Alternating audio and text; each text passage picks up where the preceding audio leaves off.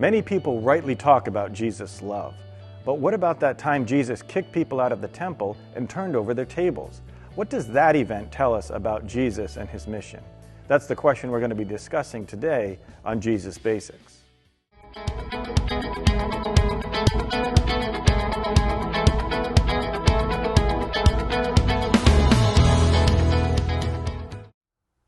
Welcome to Jesus Basics, who, what, and why it makes a difference. I'm Joe Greene, coming to you from South Hadley, Massachusetts.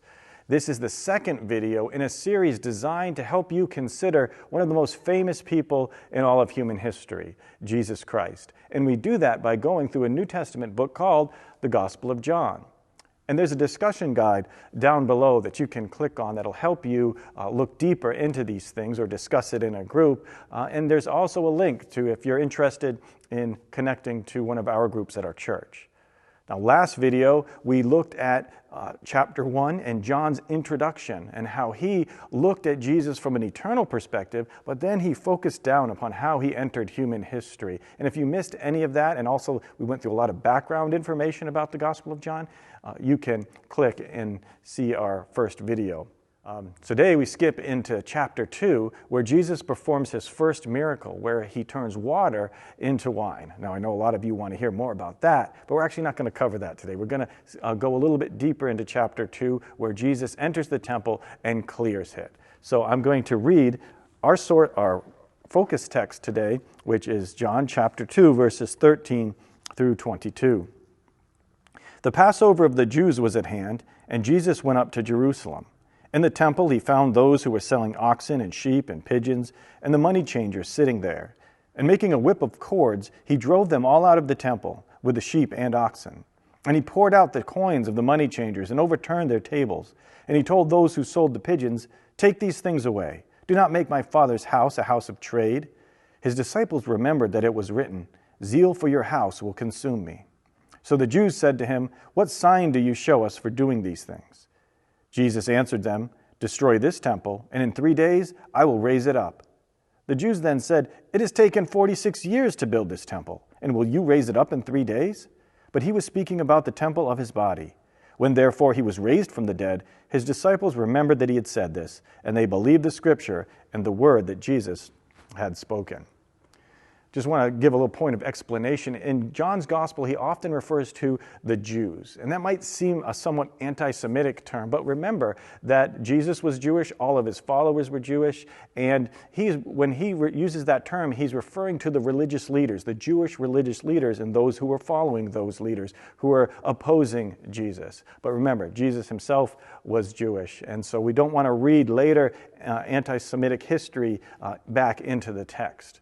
So let's unpack what Jesus said and did. Jesus went to the temple for the Passover. The Passover, even today, is celebrated by Jewish people all over the world. And at that time, the temple was actually still standing. So if you were near, you would go to the temple and you would give sacrifices and whatnot at the temple to celebrate the Passover. And at this time, the temple had been made magnificent. I'm going to put a graphic up on the screen that shows what the temple looked like in the inner courts.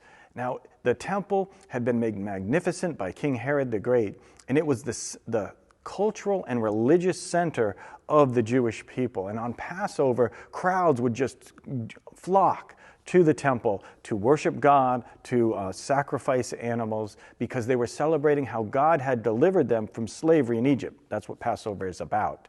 Now, some merchants saw this as a business opportunity because people would be traveling. They need to buy animals for sacrifice. If they had coins, they would have to exchange their coins because if they were Roman coins, they'd have images on them that was not good to give to the temple. So they saw this business opportunity and they set up shop right in the temple courts, most likely the court of the Gentiles.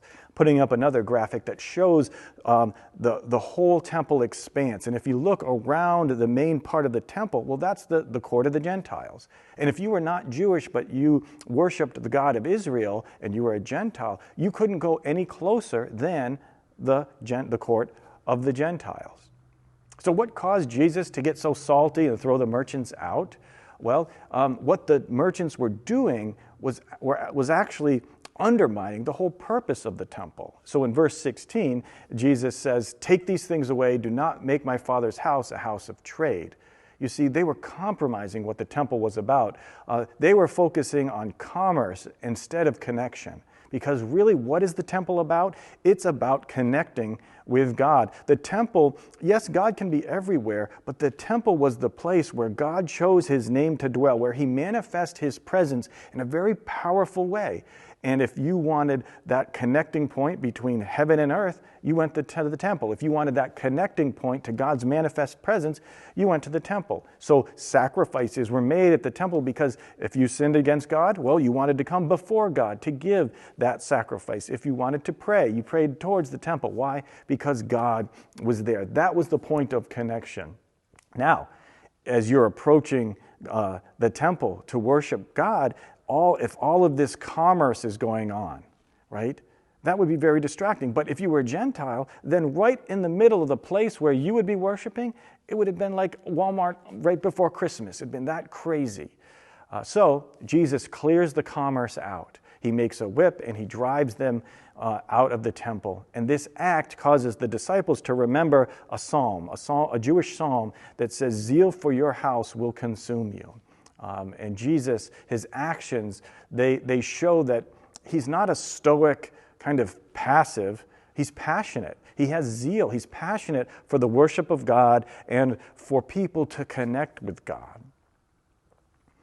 Now, Jesus' actions caused quite a stir among the Jewish religious leaders, and they're the ones who had given the okay for this marketplace. So they're thinking, wait a minute, who do you think you are, coming and clearing out the temple? And so the authorities, they asked Jesus for a sign.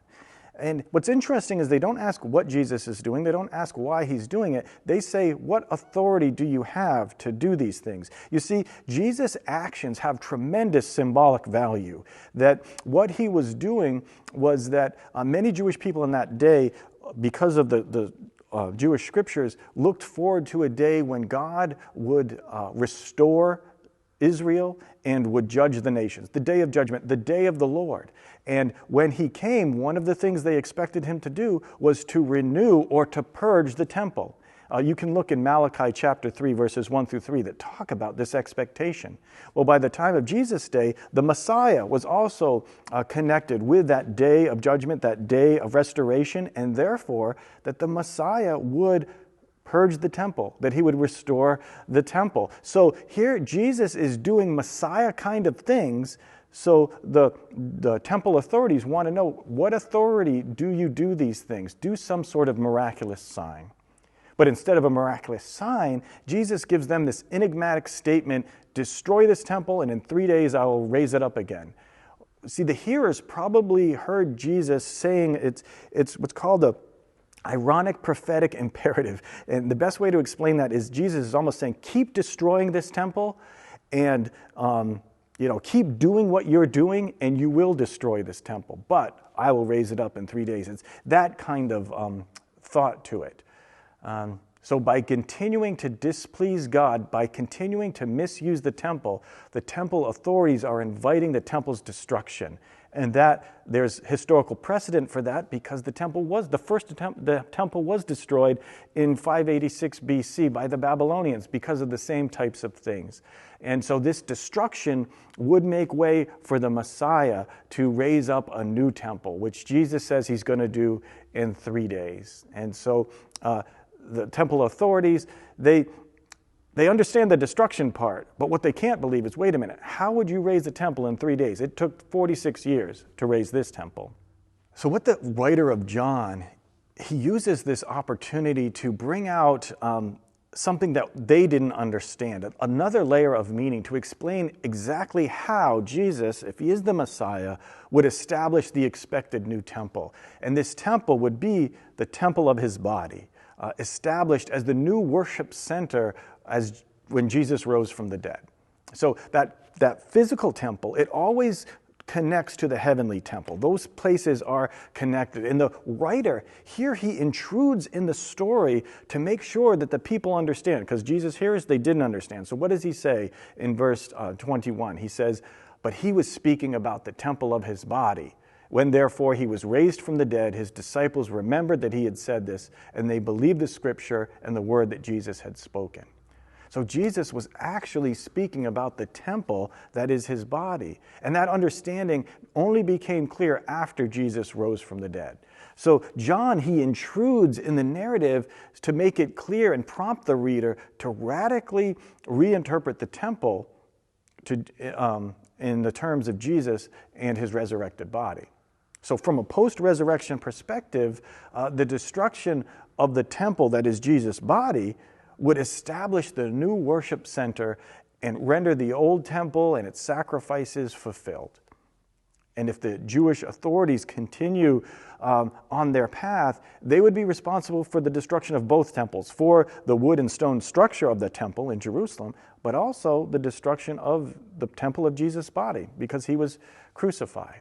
But God would not allow that destruction to hold sway. God would raise up Jesus from the dead. God would raise up the new temple in the body of his Messiah. And what's interesting is that when the book of John was written, again, around 90 AD, the Jerusalem temple actually had already been destroyed in 70 AD by the Romans. And so John's audience, when they're reading that, they're reading it and they know the temple, the wood and stone temple had been destroyed. And that would give weight to the need and the availability of the new temple of Jesus' body. So the full significance of this event and the interpretation, it's not evident until after Easter, after the resurrection. But the temple clearing, it still symbolically proclaims Jesus' identity. So what's John trying to show as he describes Jesus in this way? These temple functions, they're available through the resurrected Jesus. So let's end with our questions because we're out of time. What did Jesus say and what did he do? Well, Jesus passionately cleansed the temple, which was also a symbolic portrayal of who he was, what the Messiah would do.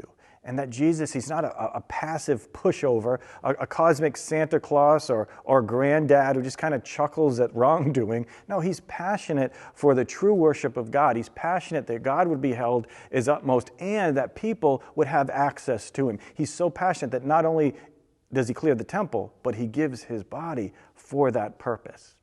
Now, how does that inform the Christian faith?